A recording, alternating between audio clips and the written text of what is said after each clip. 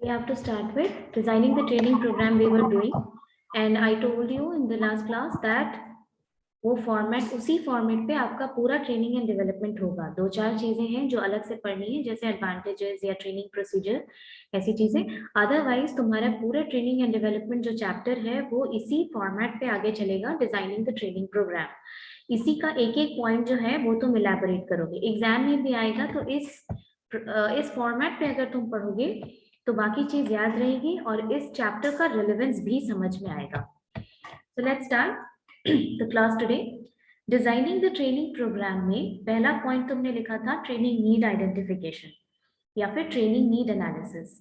Now as I already told you that this training need could be both organisational need as well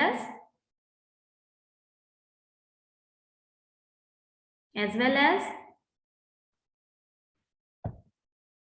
time आवाज नहीं आ रही थी तो नहीं। अच्छा ठीक है, we will discuss it, class में ही समझ में आएगा। switch on your videos everyone, otherwise it will become very easy for me to mark attendance। 3-4 लोग ही गिन के अटेंडेंस मार्क कर देंगे हम। अब सबका वीडियो ऑन होगा धीरे धीरे। चलो we'll discuss it क्लास में। ऑन द जॉब ट्रेनिंग और ऑफ द जॉब ट्रेनिंग का क्या डिफरेंस होता है, क्या मतलब होता है। ऑन द जॉब ट्रेनिंग का मतलब the training which is provided to you at the work place, ये पता है। और ऑफ द जॉब ट्रेनिंग का मतलब the training which is provided to you at a place other than work place.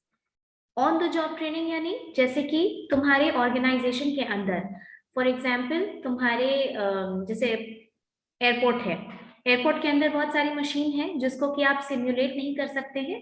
Airport का जितना एयरपोर्ट्स अथॉरिटी ऑफ इंडिया, ये जो ऑर्गेनाइजेशन काम करती है, इसका main training centre CATC Allahabad है, ठीक है। यहाँ पे इनको ऑफ द जॉब ट्रेनिंग दी जाती है, यानी eight a place other than work place. लेकिन इट्स नॉट पॉसिबल कि आप सारा मशीन, जितना रडार है, जितना फॉग में लैंडिंग डिवाइस है, उसको आप सिमुलेट करके ऑफ द जॉब ट्रेनिंग की जगह पे ले आए। सो देर आर टाइम्स कि वहां के बाद जो ट्रेनिंग होती है वो ऑर्गेनाइजेशन में होती है, उसको बोलोगे on the job training. Now of the job training का क्या मतलब होता है, eight a place other then the work place. जैसे इसका एग्जाम्पल कोई दे सकता है ऑफ द जॉब ट्रेनिंग का? Yes ma'am. मैम अभी अगर जैसे ऑनलाइन क्लासेस हम लोग का हो रहा है या फिर ट्रेनिंग ऑनलाइन वर्क हो रहा है। ये देखो ये बहुत अच्छा पॉइंट बोली तुम, लेकिन इसको तुम ऑन द जॉब या ऑफ द जॉब के कैटेगरी में ही नहीं डालोगे, इसको तुम ऑनलाइन ट्रेनिंग ही बोलो, क्लासेस की बात मत करो। किसी ट्रेनिंग सेंटर का नाम जानते हो जो of the job training provide करता है? ये तुम लोगों को पेरोल पढ़ाते वक्त भी बताए थे हम। लाइक लबासना जो IS। Very good yes, LBSNAA centre, this is a training centre in Mussoorie, ठीक है। उत्तराखंड में मसूरी में ये ट्रेनिंग सेंटर है। जितने यूपीएससी से ग्रुप ए सर्विसेज में रिक्रूट होते हैं ऑफिसर्स, उनको पहले वहां भेजा जाता है, LBSNAA. This is known as off the job training. वहां पे जब ये अपना टेन्योर कंप्लीट करते हैं ट्रेनिंग का, उसके बाद उनको अपने जोन में या जो भी कार्डर अलॉट होता है उस कार्डर में उनको भेजा जाता है। That will be on the job training, लेकिन ये हो जाएगा ऑफ द जॉब ट्रेनिंग। इसके अलावा Coal India Limited is a Maharatna company which is the largest mining company not just in India but in the whole world. जब आप जैसे BVM कर रहे हैं अभी, बाद में जब MBA करेंगे, मान लीजिए MBA करेंगे, आपका जो भी स्पेशलाइजेशन सब्जेक्ट होगा, जैसे मार्केटिंग होगा, HR होगा, फाइनेंस होगा, लॉ होगा, IT, लीगल, सिस्टम ऑपरेशंस, जो भी होगा, इसमें आपको अगर सेलेक्ट किया जाता है, then IICM, Indian institute of coal mines, ये रांची में है इसका सेंटर, ठीक है। Indian institute of coal mines Ranchi में है, उसको बोलोगे ऑफ द जॉब ट्रेनिंग। तो वहां पर काफी टाइम के लिए उसको ऑफ द जॉब ट्रेनिंग भेजा जाता है, 15-20 दिन के लिए। समझ में आई बात? ऑन द जॉब और ऑफ द जॉब क्या होता है? yes. अब जहां तक सवाल है एडवांटेज और डिसएडवांटेज का, वी विल डिस्कस इट, और आकांक्षा का क्वेश्चन क्लियर हो जाएगा। ऑन द जॉब ट्रेनिंग का मतलब जो वर्क प्लेस पे ट्रेनिंग दी जा रही है। So tell me, work place पे अगर ट्रेनिंग दी जा रही है तो उसका एडवांटेज क्या होगा?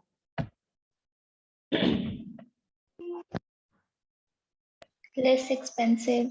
लेस एक्सपेंसिव लिखो, एक पॉइंट ये है, लेस एक्सपेंसिव। मैम आप लिखवा चुकी थी क्या? आप इसका एडवांटेज डिसएडवांटेज लिखवा चुके हैं? हाँ लिखवा चुके हैं, but somebody has to repeat it। तो कोई बात नहीं है, आपका सिलेबस इतना ज्यादा नहीं है, बहुत आराम आराम से हम लोग चलेंगे समझ समझ के।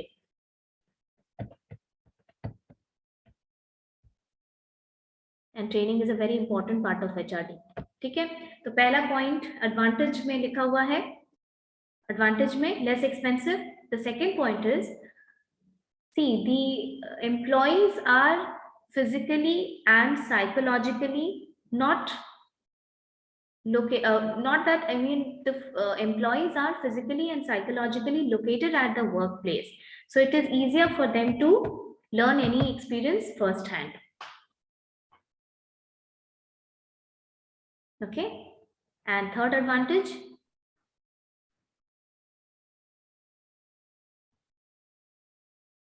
और advantage, हाँ दिस इज टाइम सेविंग, क्योंकि आप काम भी कर रहे हैं, सीख भी रहे हैं, जो सुपरवाइजर आपको ट्रेन कर रहा है कोई बहुत अलग से सेटअप नहीं बनाया हुआ है आपको ट्रेन करने के लिए।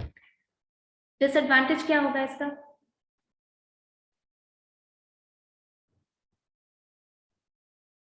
बोलो, देखो डिस्कस कर चुके हैं तब भी कोई नहीं बता रहा है। lack of trainer on the proper trainer ma'am. Proper trainer, तुम हमेशा ये बात नहीं बोलोगे, ट्रेनर अच्छा भी हो सकता है और नहीं भी हो सकता है, ठीक है। Unlike the of the job training जहाँ पे ट्रेनर हमेशा ही स्किल्ड होता है, वहां ट्रेनर के ऊपर कोई क्वेश्चन नहीं होता है। तो यहाँ पे तुम बोलोगे the deficiencies of the trainer will pass on to the employees, पहला एक point.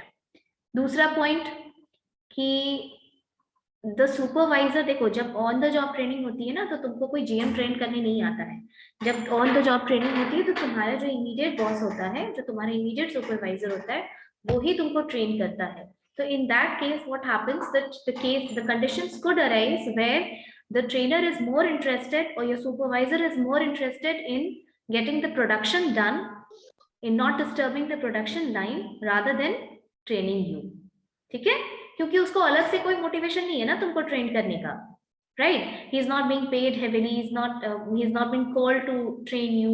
The second thing is he is accountable for the production, उसको जवाब देना होगा अपने प्रोडक्शन लाइन के लिए क्यों डिले हो रहा है। तो in that case he may hurry up and उतने अच्छे से मे भी तुमको ट्रेन ना करे। और ऑफ द जॉब में क्या होता है, क्योंकि ट्रेनर तुमको ट्रेन करने के ही पर्पस से आता है and he charges very heavily for that, so उसका पूरा फोकस सिर्फ तुम ही को ट्रेन करने में रहता है।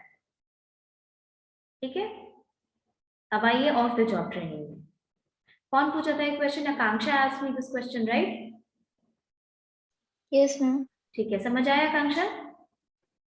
Yes ma'am. Okay, now come to off the job training. Off the job training का एडवांटेज क्या होगा? स्पेशलाइज्ड ट्रेनर होगा। Very good. The trainer is always specialized, is very skilled and a learned person from the industry. उसके अलावा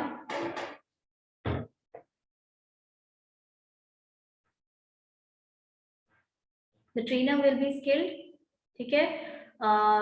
The employees can sometimes be more focused on just their training part. Okay. Disadvantage क्या होगा? This is an expensive method. Okay, this is an expensive method and the fact, देखो जैसे उस दिन भी हम यही एग्जाम्पल देके तुमको समझाए थे कि सपोज करो कि तुम्हारा BBM का कोर्स स्टार्ट होने के पहले ही पैंडेमिक हो जाता और तुम फर्स्ट ईयर से ही कभी कॉलेज नहीं आए होते और ऑनलाइन क्लास कर रहे होते फर्स्ट डे, मतलब you have never been to college, you have never seen the environment of college, कभी नहीं, और तुम सीधा थर्ड ईयर में आओगे कॉलेज, क्या तुमको एडजस्ट करने में प्रॉब्लम होगी या नहीं होगी? Yes ma'am. होगी मैम। होगी यस मैम। मैम होगी मैम। तुमने कुछ नहीं देखा सिमेज के बारे में, या फॉर दैट मैटर कोई भी कॉलेज, तुम कॉलेज का एनवायरनमेंट ही नहीं जानते हो। डायरेक्टली कोई बच्चा 12th से निकलता है और कॉलेज एंटर करता है, उसको नहीं पता प्रोजेक्ट कैसे, असाइनमेंट कैसे, क्या लिखा जाता है। And you know there is no denying the fact कि ऑफलाइन की एफिशिएंसी हमेशा ऑनलाइन से ज्यादा होती है, राइट? हम लोगों को भी पढ़ाने में ऑफलाइन में ज्यादा मन लगता है और आपको भी पढ़ने में ऑफलाइन में ज्यादा मन लगता है। दिस 1-to-1 इंटरेक्शन, क्लास में पूछना आसान होता है, a kind of that relationship which is built in the class is always better than in online. तो आप जब ऑनलाइन क्लास करने के लिए आएंगे तो उस टाइम पे आपको एडजस्टमेंट में प्रॉब्लम होगा, क्योंकि आप एक आर्टिफिशियल एनवायरनमेंट से निकल के एक्चुअल एनवायरनमेंट में आ रहे हैं। The same thing is a problem for of the job training. जब तुम ऑफ द जॉब में मान लो कि तुम 6 महीने कोर्स कर लेते हो या 3 महीना कोर्स, या फॉर दैट मैटर जिसका लंबा कोर्स होता है, और जब आप निकल के वर्क प्लेस पे आएंगे तो आपको ये आपको ऐसा लगेगा कि फुल एफिशिएंसी से ये चीज डिलीवर नहीं कर पा रहे हैं, या फिर आपको एडजस्टमेंट में, एक्चुअल एनवायरनमेंट में एडजस्टमेंट में प्रॉब्लम होता है। ठीक है, ये एक प्रॉब्लम होता है ऑफ द जॉब ट्रेनिंग में। तुम्हारा जो मॉड्यूल है ईवीएम का, उसमें बहुत कम मेथड्स दिया हुआ है, 3-4 मेथड्स गिन के ऑन द जॉब के लिए और ऑफ द जॉब के लिए, जबकि ऑन द जॉब ट्रेनिंग और ऑफ द जॉब ट्रेनिंग में बहुत सारे मेथड्स हैं। और जो एक्सटेंसिव मेथड्स हैं, जो मॉडर्न मेथड्स हैं, वो ज्यादातर अभी के टाइम पे यूज हो रहा है बिहेवियरली। तुम जो एम्प्लॉयज होते हैं, स्पेशली मैनेजर रैंक के जो लोग होते हैं, उनको ट्रेन करने और उनको डेवलप करने में। तो तुम्हारा जितना मॉड्यूल में है वो हम बता देंगे, लेकिन थोड़ा 2-3 एक्स्ट्रा भी बता देंगे ताकि तुमको समझ में आए। समझ में आया आकांक्षा, ऑन द जॉब और ऑफ द जॉब का डिसएडवांटेज और advantage? Yes ma'am ma'am. Disadvantage में क्या बोले मैम उसको ऑफ द जॉब में? देखो, डिसएडवांटेज में पहला तो कि this is an expensive method. Ma'am lack of interest भी हो सकता है ना? Lack of interest may be बोल सकती हो, लेकिन हाउएवर देखो, they keep a control system. तुम्हारे एग्जाम वगैरह होते रहता है वहां पे भी, कि तुमको पास करना है तो उसके लिए तो तुमको पढ़ना होगा, ऑन द जॉब हो या ऑफ द जॉब हो। हाँ, ये बोल सकती हो कि since you are not physically and psychologically located at your workplace, that could be a little demotivating and monotonous, है ना? Then the other thing जो अभी हमने डिस्कस किया, कि वही चीज कि if you're not located at the workplace, you could have problem in actually adjusting to the work environment. Next point. अब आ जाओ methods of training. कॉलम बनाओ, मेथड्स ऑफ ट्रेनिंग, बीच से डिवाइड करो, एक साइड पे लिखो, जैसे कंपेयर करते हो ना वैसे लिखो। मेथड्स ऑफ ट्रेनिंग में लिखो एक side on the job training, दूसरे साइड पे ऑफ द जॉब ट्रेनिंग।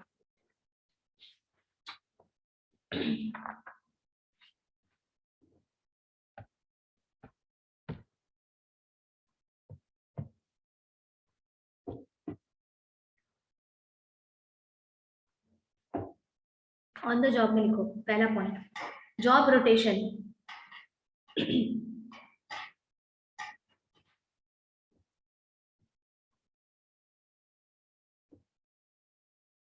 दूसरा पॉइंट लिखो कोचिंग।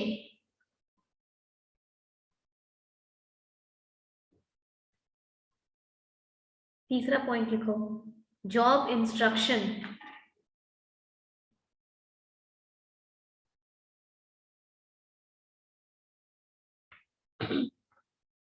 चौथा लिखो committee assignment.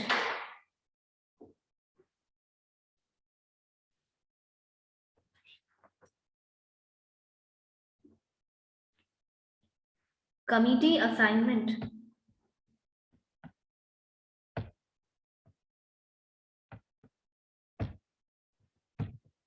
Off the job में लिखो, पहला लिखो वेस्टिब्यूल ट्रेनिंग,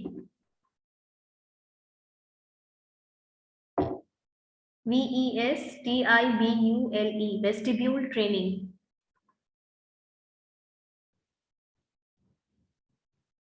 सेकेंड में लिखो role play.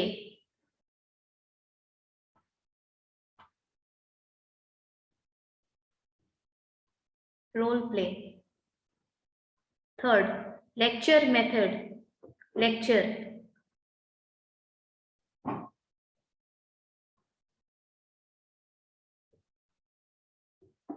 Fourth, conference or discussion.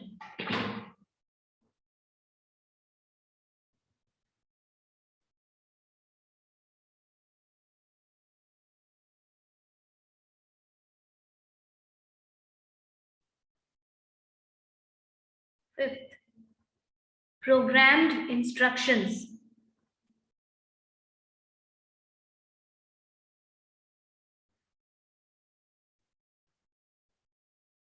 Program, ma'am. Programmed instructions.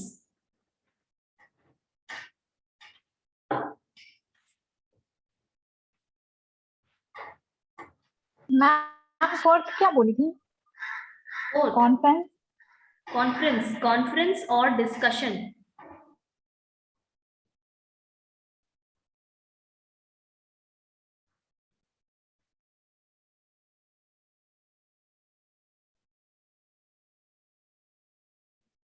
Conference or discussion.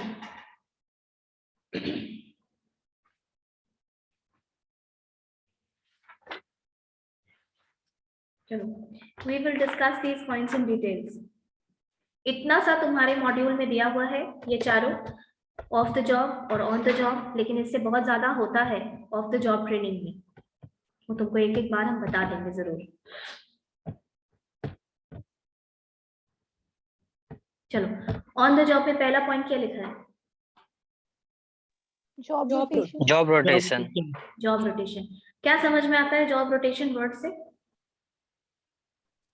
Ma'am हर एक जो भी एम्प्लॉयर होगा या फिर जो भी काम करने वाला होगा उसको मतलब उसका वर्क चेंज कर दिया जाता है हर एक स्पेसिफिक टाइम में, ताकि उसको हर वर्क का एक्सपीरियंस हो और उसको बोरिंग कुछ नया सीखने को मिले। कुछ नया सीखने को मिले, ठीक है। तो कॉन्सेप्ट थोड़ा सा क्लियर है तुम लोगों का कि जॉब और रोटेशन क्या होता है। देखो, जॉब रोटेशन का मतलब होता है रोटेशन ऑफ वर्क। एक ऑर्गेनाइजेशन सिर्फ एक ही डिपार्टमेंट से नहीं चलती है। देयर आर, तुम पढ़े होगे जब मैनेजमेंट का बिजनेस ऑर्गेनाइजेशन पढ़े हो ना तुम लोग, बिजनेस ऑर्गेनाइजेशन पढ़े, उसमें सिस्टम्स अप्रोच पढ़े थे, systems approach to management. Muskan is like business organization. Was this a chapter in first year? हम सिस्टम अप्रोच तो पीपीए में पढ़े थे। हाँ तो पढ़े थे ना, पीपीए में वो पढ़े थे ना, बिजनेस का ही पार्ट हुआ। Yes ma'am. उसमें क्या पढ़े थे सिस्टम्स अप्रोच में? That an organization is a combination of various subsystems which act together, है ना। सारे जो सबसिस्टम्स हैं, जैसे कि एचआर का जो भी HR is a subsystem, production is a subsystem, marketing is a subsystem, advertising is a subsystem, everything, warehouse, raw material, हर चीज ऑर्गेनाइजेशन में एक सॉरी सबसिस्टम है जो together in combination system as a whole organisation को बनाता है और एफिशिएंसी डिलीवर करता है, ठीक है। यानी कि बहुत सारे जॉब्स अलग अलग डिपार्टमेंट में होते हैं जो इक्वली इंपॉर्टेंट होते हैं, लेकिन क्योंकि तुमको किसी एक ही जॉब पे डाला गया है इसलिए you better know just one job, right. Job rotation का प्राइमरी पर्पस ये होता है कि एम्प्लॉयज को अलग अलग जॉब के बारे में अवेयरनेस हो। यानी एक ही जो डिपार्टमेंट होगा उसमें अलग अलग यूनिट होता है। जैसे मान लो कि किसी को एचआर डिपार्टमेंट, किसी बंदे को एचआर के लिए हायर किया गया, ठीक है। अब जो बड़ी और जो बहुत छोटी ऑर्गेनाइजेशन होती है ना, 50-100 लोग जहाँ होते हैं, वहां एक ही बंदा एचआर का सारा काम कर लेता है। लेकिन for an organization which is as large as Infosys है, टीसीएस है, कोग्निजेंट है, ये सब बड़ी बड़ी ऑर्गेनाइजेशंस में क्या होता है कि एचआर के अंदर भी बहुत सारा यूनिट्स होता है। जैसे ट्रेनिंग एंड डेवलपमेंट एक अलग डिपार्टमेंट हो गया, ठीक है। रिक्रूटमेंट एंड सिलेक्शन एक अलग डिपार्टमेंट हो गया। अब सोचो कि आईसीआईसीआई इतनी बड़ी प्राइवेट बैंक है, उसका कोई जोनल हेड होगा, उसका ब्रांच हेड होगा, उसका कॉर्पोरेट स्ट्रैटेजी बनता होगा, तो ट्रेनिंग एंड डेवलपमेंट एक बंदे को एलोकेट किया गया होगा, राइट। रिक्रूटमेंट एंड सिलेक्शन किसी एक आदमी के अंडर होगा, उस डिपार्टमेंट में ढेर सारे लोग काम कर रहे होंगे। परफॉर्मेंस अप्रेजल किसी एक, क्योंकि अप्रेज करना आसान तो नहीं है कि 1.5 लाख एम्प्लॉइज को आप अप्रेज कर रहे हैं, पोटेंशियल ढूंढ रहे हैं, उनके बारे में अपडेट रख रहे हैं, डेटाबेस मेंटेन कर रहे हैं, फ्यूचर स्कोप ढूंढ रहे हैं, तो उस डिपार्टमेंट में एचआर का बंदा काम कर रहा होगा। कहने का मतलब कि जॉब रोटेशन में क्या करते हैं, हम एक बंदे को रोटेट करते हैं अलग अलग जॉब्स पे, ऑर्गेनाइजेशन के अलग अलग जॉब्स पे। इससे 2 बेनिफिट होता है। पहला ये कि एक काइंड ऑफ सुपीरियरिटी कॉम्प्लेक्स नहीं रहती है, you understand the fact. Advantage क्या होगा जॉब रोटेशन का, यू अंडरस्टैंड द फैक्ट कि हर जॉब एक दूसरे जॉब को सपोर्ट करता है, ठीक है, कोऑर्डिनेट करता है एक दूसरे के वर्क को, और एक सेंस ऑफ सुपीरियरिटी अगर तुमको है तो वो नहीं रहती है। दूसरी चीज, जॉब रोटेशन से ये होता है कि अगर आपको फ्यूचर में कोई ऐसा मैनेजर चाहिए, कोई ऐसा बंदा चाहिए जो कि सब कुछ जानता हो, जो कि हायर पोजीशन को अक्वायर कर सके तुम्हारे ऑर्गेनाइजेशन में, तो उसको तो बाकी सारी चीजों का नॉलेज होना चाहिए ना। जो हेड होता है, स्टील इंडस्ट्री का जो हेड होता है, तुमको लगता है कि वो ग्राउंड पे स्टील नहीं काटा होगा, या उसको नहीं पता है कि गैल्वेनाइजेशन कैसे होता है या स्टील कैसे कटता है? वो तो ग्राउंड पे भी काम किया है ना, तभी तो वो जीएम बना ऑर्गेनाइजेशन का। Yes ma'am. इसी तरीके से जॉब रोटेशन में क्या होता है, you want your future managers to be prepared. तुम ये भी काम सिखाओगे, वो भी काम सिखाओगे, तो उस बंदे को ये समझ में आता है, एम्प्लॉय को ठीक से, कि अलग अलग जॉब जो है वो अलग अलग तरीके से कोऑर्डिनेट करते हैं towards a common organizational goal. The sense of superiority does not remain there. ठीक है, समझ में आया जॉब रोटेशन क्या होता है? Yes ma'am. लेकिन Yes. हाँ, ये चीज है कि जॉब रोटेशन करते वक्त कुछ चीजों का ध्यान रखा जाना चाहिए, जैसे कि when you are rotating a person on job, he or she should be given ample time to stay in a job. अगर बहुत जल्दी जल्दी रोटेट किया जाएगा तो क्या होगा? मैम काम छोड़ के भाग जाएगा। नहीं, काम तो छोड़ के नहीं भागता है कोई, क्या होगा बताओ? इरिटेट हो जाएंगे मैम। इरिटेट हो जाएंगे वो, सीख नहीं पाएगा। यस एग्जैक्टली, वही इरिटेट होंगे। क्यों होंगे? क्योंकि वो काम knowledge नहीं नहीं सीख होगा। पाएगा। किसी काम को सीखने, उसमें वेल वर्स्ड होने के लिए तुमको टाइम चाहिए, राइट? जैसे अभी अब तुम्हारा एचआरडी लगा कोर्स, 1 सप्ताह कोर्स ले लिए हम तुमको, और फिर बोले कि अब ये कोर्स बंद कर दो, ठीक है, फिर अगले महीना 1 सप्ताह के लिए कोर्स दे दिए, फिर उसके अगले महीने तुम सीख पाओगे एचआरडी? नहीं, यही होता है। For a person to learn his job completely, it is required कि उस person को sufficient time दिया जाए ताकि वो उस job पे रह सके, उसको समझ सके और उसमें expertise gain कर सके। And once he has gained expertise in that work, he can be transferred to another department or unit. ठीक है, ये होता है job rotation। जैसे आप ट्रेनिंग पीरियड में जाएंगे ना किसी ऑर्गेनाइजेशन में, तब आपको जॉब रोटेशन जरूर मिलेगा। तब आपको ट्रेन किया जाता है कि अभी आप इस डिपार्टमेंट में देख लिए कि कैसे काम होता है, अब अगले में जाके देखिए कि कैसे काम होता है, क्या होता है। फाइनल पोस्टिंग तुम्हारी या रिक्रूटमेंट तुम्हारा एक ही जॉब, एक ही पोस्ट पे होता है, लेकिन time to time as per requirement of the organisation और as per your individual requirement आपका ट्रांसफर किया जाता है। ट्रांसफर नहीं कहते हैं इसको, जॉब रोटेशन कहते हैं। नेक्स्ट पॉइंट क्या है? कोचिंग। सी कोचिंग से क्या समझ में आता है?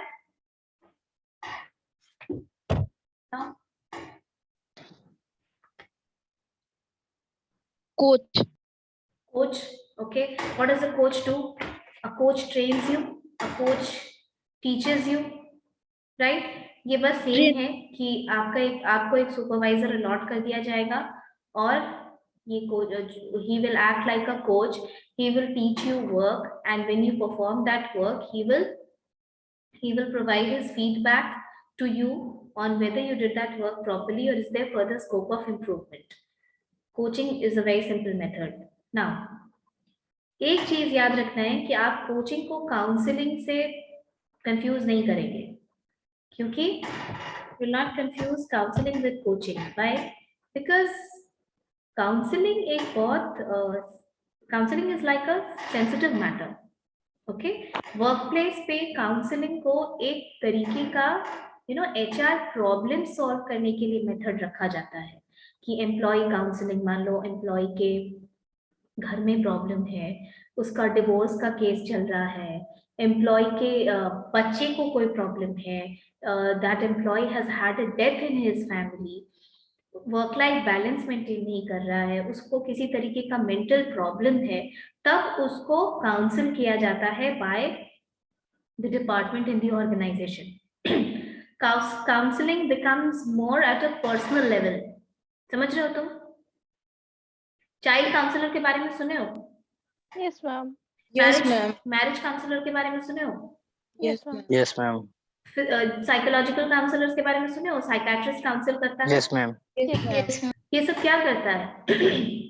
They work more on your personal levels, right? तुम्हारा होप्स, तुम्हारा डिजायर्स, तुम्हारा फियर, तुम्हारा इमोशंस, ये लोग थोड़ा पर्सनल होते हैं। क्या आप अपनी पर्सनल चीजों को Personality development. No no, not personality development, it is at your personal level. जैसे अगर तुमको कुछ जेन्युइन प्रॉब्लम है तो तुम शेयर करोगे कि there is a problem going on in my family and that is why I'm not able to concentrate on my work.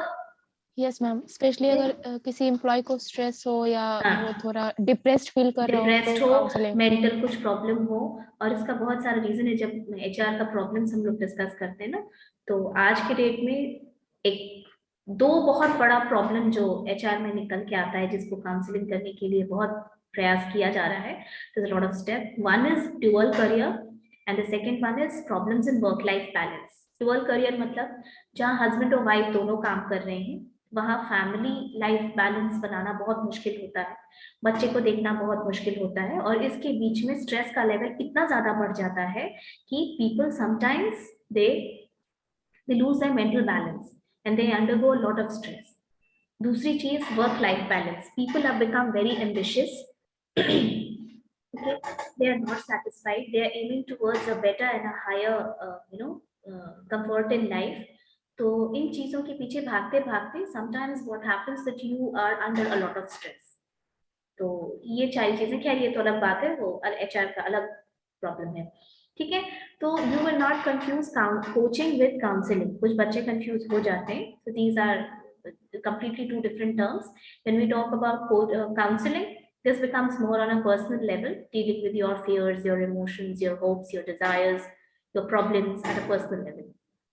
Third point, Job instruction. Job instruction. Instruction देना मतलब क्या होता है बताना।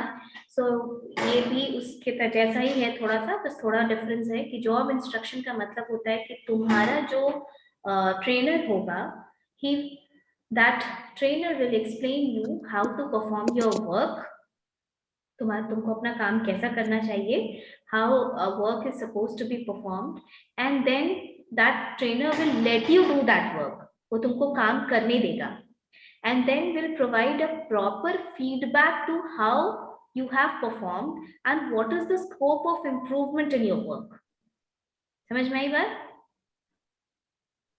Job instruction is nothing but just giving instructions on how to perform the work. Also, one very important measure in this is how to by giving feedback to the trainees. Okay. Fourth point is committee assignment. Come to committee assignment. Committee का क्या होता है मतलब? संगठन में समिति। हाँ, committee का मतलब होता है ग्रुप ऑफ मेंबर्स, बोल सकते हैं? Yes, ma'am. Group of members. Committee assignment का मतलब होता है, देखो ऑर्गेनाइजेशन में बहुत सारा प्रॉब्लम्स होता है, अगर प्रॉब्लम नहीं भी होता है तो भी ये हमेशा याद रखना कि बिजनेस में कोई फूल प्रूफ मेथड नहीं है, क्योंकि एक्सटर्नल एनवायरनमेंट चेंज होता है और उसके हिसाब से तुमको अपना बिजनेस चेंज करना है। There is always a scope of improvement in your business methods. तो कमिटी बनाई जाती है कमिटी असाइनमेंट में, ये ऑन द जॉब है। कमिटी असाइनमेंट में क्या होता है कि कमिटी बनाई जाती है and then there's a committee of people who are given a problem to solve. ठीक है, मान लो कैसे एग्जाम्पल लो इसका, जैसे कि एक कमेटी बनाई गई और उसको एक क्वेश्चन दिया गया कि आप कॉस्ट कंट्रोल पे थोड़ा एनालिसिस कीजिए, how to cut down the cost. Suppose 5-6 members, और ये 5-6 मेंबर्स वैसे लोगों को सिलेक्ट किया जाता है जिनको हमको फर्दर डेवलप करना है, राइट, जिनको हमको फर्दर होन करना है कि ये अच्छे लोग हैं, and then if we hone these people, they will be a further use in the organization. जैसे कॉस्ट कंट्रोल पे एक मेथड डिवाइस कीजिए आप, तो वो क्या करेंगे, वो those people will sit, those people will collect information, analyze the problems, right, and then they will come read all the problems in the organization का various जो भी चल रहा है, जो भी चला जा रहा है, लूपहोल निकालने के लिए तुमको पढ़ना तो होगा ना सारे प्रॉब्लम्स को, राइट? Yes, ma'am. देखो Yes, ma'am.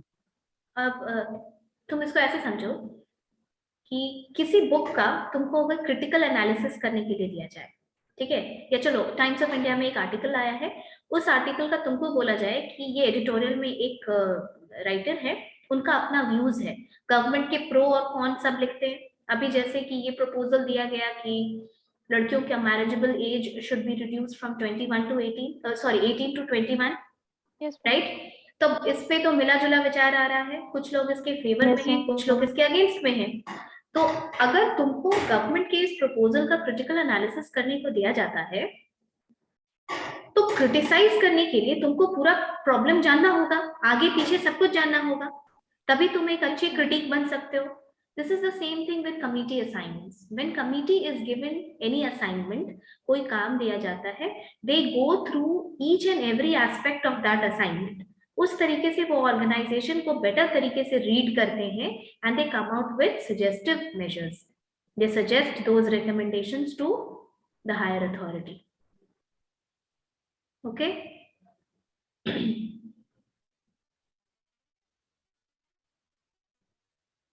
ये समझ में आया?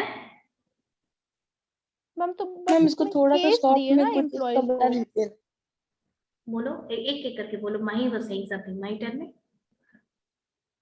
मैम इसको एक बार थोड़ा सा शॉर्ट में बता दीजिए कि कैसे इसको वन वर्ड में इसको क्या कहेंगे। कमिटी असाइनमेंट लिखवा देते हैं। और Muskan, what were you saying? Ma'am बोल रहे थे कि लाइक इसमें एम्प्लॉयज को केस दिया जाता है कि आपको ये केस मिल रहा है, इस पे आप कैसे हैंडल करेंगे? केस दिया जाए या कोई प्रॉब्लम दे दिया जाए, कोई असाइनमेंट दे दिया जाए, ठीक है, जैसे तुमको बताए ना, कॉस्ट कंट्रोल का मान लो दे दिया जाए, ऑर्गेनाइजेशन को ये लग रहा है कि हमारे यहाँ कॉस्ट रिडक्शन का फर्दर स्कोप है, तो अब वो फाइनेंस डिपार्टमेंट में देखेगा कि यहाँ पे कॉस्ट कैसे कट किया जाए। उनको लगेगा कि हमने जरूरत से ज्यादा लोगों को रिक्रूट करके रखा है, कॉस्ट कंट्रोल मेजर्स में लोगों को हटा भी सकते हैं, अगर वो बताएगा कि इतनी सैलरी सरप्लस जारी है, इतना काम हम कम लोगों से ही करवा सकते हैं, राइट? प्रोडक्शन एरिया में जाएंगे, उनको लगेगा कि एक हॉल में जहां 5 एसी की जरूरत है, वहां हमने 8 एसी लगाई हुई है, there is no need, they can be a cut down in electricity and power consumption, 3 AC हटा दिया जाए। इसी तरीके से कॉस्ट कंट्रोल होता है ऑर्गेनाइजेशन में, ठीक है? Yes ma'am. Why you write down under committee assignment, a group of trainees are given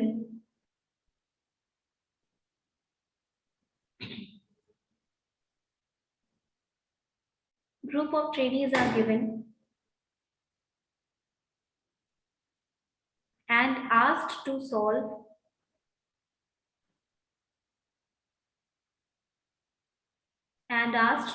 actual organizational problems.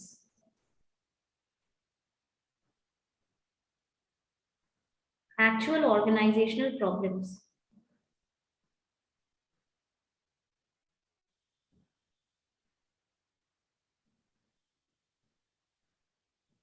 The trainees together solve the problems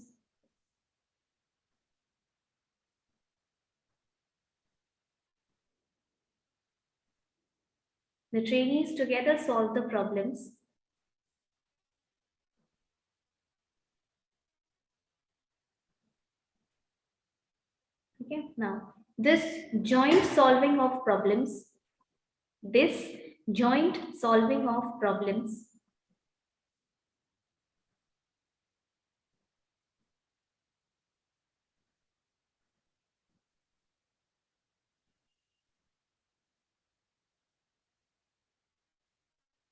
leads to teamwork, development of teamwork.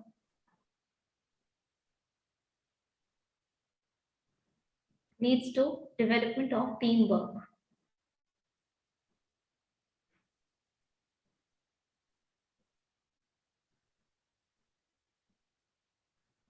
तुम चाहो तो cost control का जो अभी हम example दिए वो तुम लिख सकती हो एग्जाम्पल के तौर पे, ठीक है।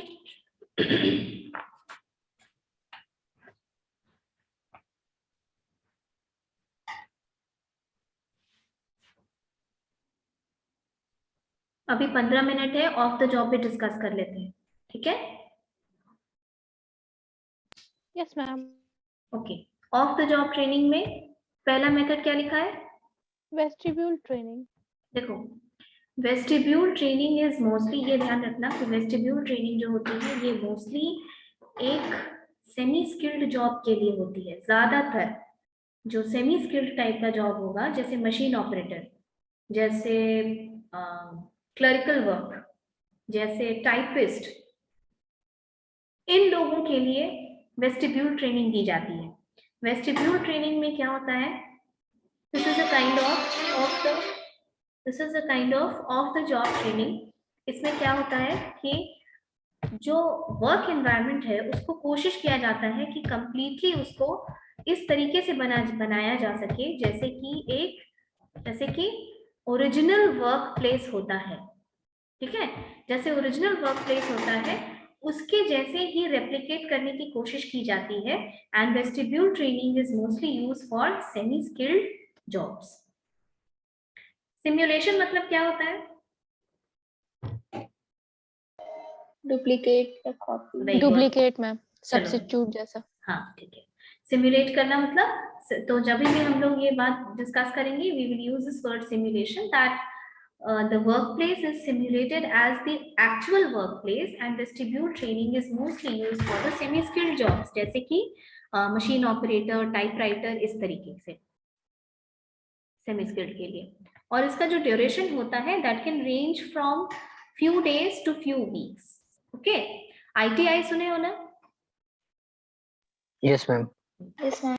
उसका काफी सारा मेथड वेस्टिब्यूल ट्रेनिंग के अंदर आता है, तो काफी प्रैक्टिकल अप्रोच होता है। मतलब you are semi practical kind of approach because you have been simulated to work, you know, the workplace is simulated like the actual workplace, and the employees are made to work thinking that they are working in the actual workplace. Second is role playing. Role playing क्या होता है? Just like acting stage. ठीक है। School में fancy dress competition में participate किए हो?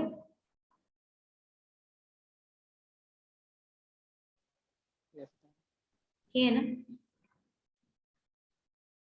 मान लो कि फैंसी ड्रेस में यू आर एक्टिंग लाइक, देखियो छोटे छोटे बच्चों को they are you know made to replicate like fruits बने, मैंगो बने, ऑरेंज बने, बेयर बने, कैट बने, टाइगर बने, स्पाइडरमैन बने।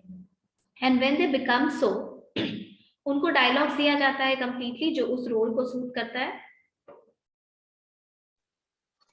राइट? रोल प्लेइंग वही होता है। You will be surprised to know कि these थिंग्स ये सब स्कूल में भी इसलिए पढ़ाया जाता है क्योंकि ये एक्चुअली बहुत एम्फैटिक मेथड्स होता है, ठीक है। ये मैनेजरियल डेवलपमेंट के प्रैक्टिस में यूज किया जाता है रोल प्लेइंग। जब क्लासेस होते हैं ना, ये सब बड़े बड़े ऑर्गेनाइजेशन, बड़े बड़े इंस्टीट्यूशंस जब आपको ट्रेनिंग के लिए लेते हैं, जैसे एक्सेलराय जमशेदपुर है या IIM का भी बहुत सारा कोर्स होता है, अदरवाइज ऑर्गेनाइजेशन भी अपना जब ट्रेनिंग देती है, role playing is also one method. Role playing में क्या होता है कि तुमको अगले का रोल प्ले करने के लिए दिया जाएगा, ऑर्गेनाइजेशन में किसी का भी रोल प्ले किया जाएगा, and then you have to act like that person. All the dialogue delivery has to be like that person. अभी हम जितना बोल रहे हैं उतना सिंपल नहीं होता है। You need to, you know, completely get into the act for some good 1.5 hours अच्छे तरीके से। इससे क्या होता है, अच्छा इसका एग्जाम्पल लेके बताते हैं। जैसे तुम अपने ऑर्गेनाइजेशन, जैसे दो लोगों को पिक पॉइंट कर लिया जाएगा। एक बंदे को बोला जाएगा कि तुम ऑर्गेनाइजेशन की मार्केटिंग डिपार्टमेंट के किसी बंदे की तरह बिहेव करो, ठीक है, you have to behave like the sales person of this organization ABC। अगले बंदे को बोला जाएगा कि you behave like a customer, तुम एक कस्टमर की तरह बिहेव करो। और इन दोनों को बोला जाएगा कि you play your own respective parts. जब ये लोग रोल प्ले करेंगे तो कस्टमर क्या चाहेगा, कम से कम दाम में खरीदे, क्योंकि he has this negotiation power. If you do not agree to the terms and conditions of that customer, the customer has the power to shift, right? लेकिन जो मार्केटिंग का बंदा होगा वो तो अपनी पूरी कोशिश करेगा कि किसी तरीके से he should convert you from a prospective customer to the customer of the organization. Yes ma'am.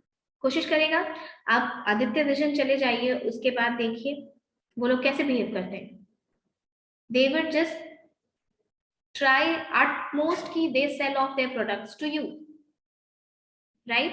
उसी तरीके से उतना assertive होके उतना stimulate किया जाता है customers को। जब आप रोल प्ले कर रहे होते हैं, you have to completely get into the role of that person you are playing. अगर आप मैनेजर का रोल प्ले कर रहे हैं तो आपको अपने तरीके से सारी डायलॉग डिलीवरी वैसी ही करनी होगी जैसे कि एक मैनेजर डिलीवर करेगा। And when you are a customer, तो रोल प्ले में क्या हो सकता है, क्या कस्टमर के साथ कभी बकझक नहीं होती है? होती है मैम। होती है। जब कस्टमर के साथ बकझक होगी और आप रोल प्ले कर रहे हैं तो उसमें ये भी हो सकता है ना कि you can get into a conflicting situation with the person of the company. In that condition, what happens that you will learn how to deal a conflict situation. कोई conflict का situation आ जाए तो तुरंत आप उसमें अपना टेम्परामेंट खो दें, ठीक है? अगर कोई कस्टमर बोल रहा है नहीं नहीं मेरे काम का तो नहीं है, ये फालतू है बहुत, अगला तो इतने में ही दे रहा है, तो आप क्या बोलेंगे? ठीक है जाओ खरीद लो, आपको कंपनी निकाल देगी। You have to convert that prospective customer into actual customer of the organization. इतना आपका persuasive power होना चाहिए, इतने आप emphatic होने चाहिए और इतनी अच्छी आपकी negotiation skills होनी चाहिए। तो इन चीजों को role playing method develop करता है। समझ में आया कि किसी भी situation में अपना temper नहीं खोना है। You need to keep yourself calm and this method works a lot on your behavior. ठीक है? Understood? Yes, ma'am. Okay. The third method is lecture method. तो lecture method आप समझ सकते हैं जैसे कि कोई बहुत skilled trainer होता है या बहुत learned trainer होता है डिपार्टमेंट, जैसे लवासना में जो ट्रेनिंग होती है, जो रेवेन्यू सर्विसेज के ऑफिसर्स होते हैं जिनका IRS में सिलेक्शन होता है, इंडियन रेवेन्यू सर्विसेज में, उनको ट्रेन करने के लिए जो लेक्चर मेथड यूज किया जाता है, उस लेक्चर में कौन आता है? देश के बहुत बड़े बड़े CAs आते हैं, चार्टर्ड अकाउंटेंट्स आते हैं, ठीक है? सो ये रेवेन्यू है, GST है, टैक्स है, टैक्सेशन है, टैक्स की चोरी है, कैलकुलेशंस है, ये सब समझाने के लिए तुमको कोई बहुत स्किल्ड और बहुत 10-20 साल 25 साल गवर्नमेंट ऑफ इंडिया के साथ काम कर चुके CAs, उस तरीके के बहुत एक्सपर्ट ट्रेनर्स आते हैं जो आपको लेक्चर मेथड में ट्रेन करते हैं। The speciality about lecture method is that the trainer is highly skilled. ये हमेशा याद रखिएगा। एंड क्या होता है कि लेक्चर मेथड सबसे ज्यादा सूटेबल उन मेथड्स के लिए होता है जहां आपको ऑर्गेनाइजेशन का डिटेल्स, सेफ्टी मेजर्स, हेल्थ, इस तरीके की चीजों पे लेक्चर चाहिए। ऑर्गेनाइजेशन का क्या हिस्ट्री है, what are we up to, what are the future goals we are oriented towards, इस तरीके की चीज लेक्चर मेथड में ज्यादा सूटेबल होती है। अब एक बात बताओ, अगर क्लास की कैपेसिटी 60 लोगों की है, ठीक है, एंड लेक्चर मेथड में तो लेक्चर मेथड में अगर क्लास की कैपेसिटी मान लो 100 लोगों की है, मान लो 20 लोग आए और हम लेक्चर दे रहे हैं क्लास में, क्या फर्क पड़ेगा इससे पूरे एफिशिएंसी को? अगर 20 से 25 लोग हो जाते हैं तो नहीं, 25 से 35-40 लोग हो जाएंगे तो नहीं होगा। चलो 100 लोग भी हो जाते हैं क्लास में, कोई फर्क पड़ेगा? नहीं। तो lecture method is one of the job training method जिसमें कॉस्ट पर ट्रेनी कम हो जाता है।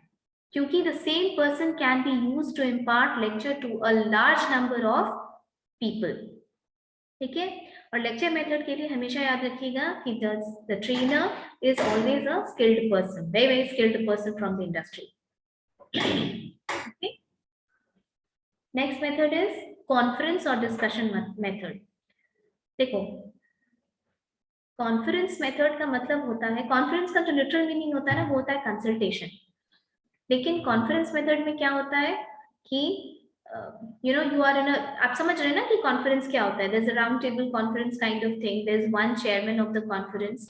कॉन्फ्रेंस मेथड में the problems are discussed, board of directors का कॉन्फ्रेंस हो रहा है, सुना है कि नहीं?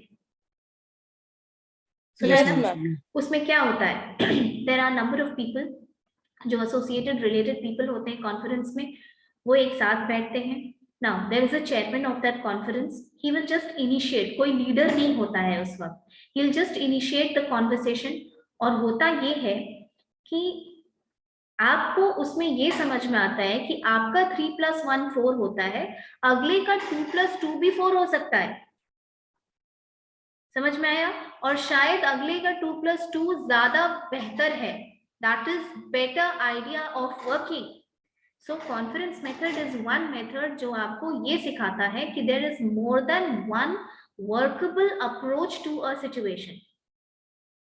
ठीक है? There is more than one workable approach to a situation.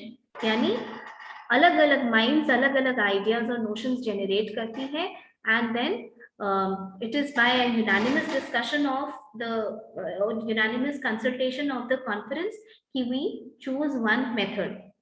So we also work on behavior, each other's behavior, कि we lend patient ears to others, कि हम सुनते हैं कि अगले का point of view क्या है, हम अपना point of view रखते हैं, and then there is a thorough discussion, you know, conference और discussion लिखा है तुमने, then there is a thorough discussion about this method, and then a final decision is taken.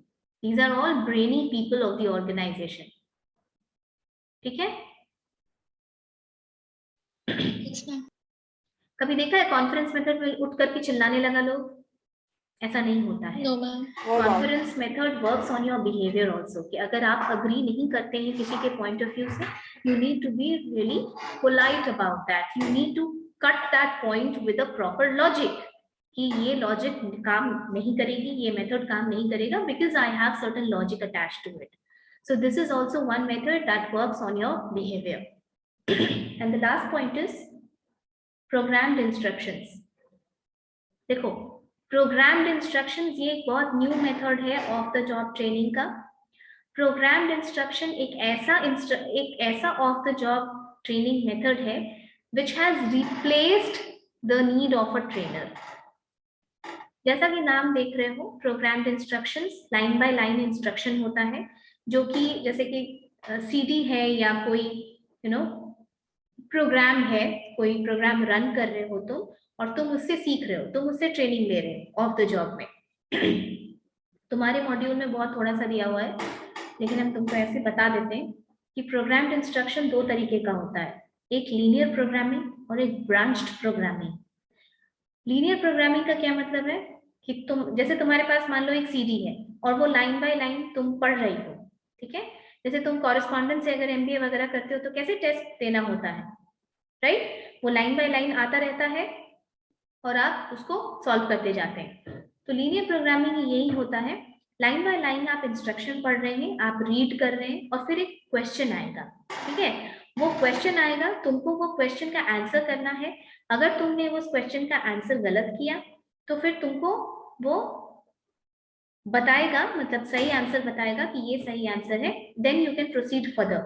ये तुम्हारा थोड़ा थोड़ा फ्रैगमेंट्स में नॉलेज टेस्ट करता है. और इसका अगला जो होता है एक अलग तरीके का प्रोग्राम्ड इंस्ट्रक्शन, ये होता है ब्रांच्ड प्रोग्रामिंग. इसमें क्या होता है, जैसे तुमने एक पैराग्राफ पढ़ लिया, मान लो प्रोग्राम सीख रहे हो, क्योंकि you are without a learner, तुम प्रोग्राम सीख रहे हो, ट्रेनिंग ले रहे हो, बाद में तुमको एक एमसीक्यू जैसा मिलेगा, ठीक है? हर एमसीक्यू के ऑप्शन के आगे एक पेज नंबर लिखा रहता है, ठीक है? पेज नंबर लिखा हुआ है. मान लो आंसर डी है और तुमने सी मार्क कर दिया, तो तुमने जब सी मार्क किया तो that will branch it, it will take you through a branch, हर के पास एक पेज नंबर है, जैसे सी आंसर है और तुमने डी मार्क किया है, तो वो तुमको रॉन्ग करके वहां ले जाएगा जो उस क्वेश्चन का प्रॉपर एक्सप्लेनेशन होता है। और तुमको और नॉलेज डाइवर्सिफाई करना है तो तुम बाकी ऑप्शंस पे भी क्लिक करके देखो अगर तुमको डाउट है कि उसको कैसे सॉल्व करना है। इससे क्या होता है, बहुत डाइवर्स फॉर्म में तुम्हारा नॉलेज बढ़ता है। Since you are without a trainer, so this is a very effective method. जैसे एरोप्लेन्स के बहुत सारे प्रोग्राम को, बहुत सारे मशीन्स को लर्न करने के लिए प्रोग्राम्ड इंस्ट्रक्शंस यूज किया जाता है। ठीक है ना, छोटी छोटी मशीन्स इंपॉर्टेंट होती है ना, तो दीज आर कॉस्टली मेथड्स। और बहुत सारा ऐसा टेक्निकल चीज है जिसके प्रोग्राम, जिसको कि ऑफ द जॉब ट्रेनिंग में प्रोग्राम्ड इंस्ट्रक्शन से रीड किया जाता है। ठीक है। नाउ एक डिसएडवांटेज क्या हो सकता है प्रोग्राम्ड इंस्ट्रक्शन का, since you are without a trainer, तो थोड़ा सा ये मोनोटोनस हो सकता है कि तुम खुद से ही सीख रहे हो इसलिए। But of late we have started using this method very efficiently. Okay, now we'll end the class here. Akanksha, send me the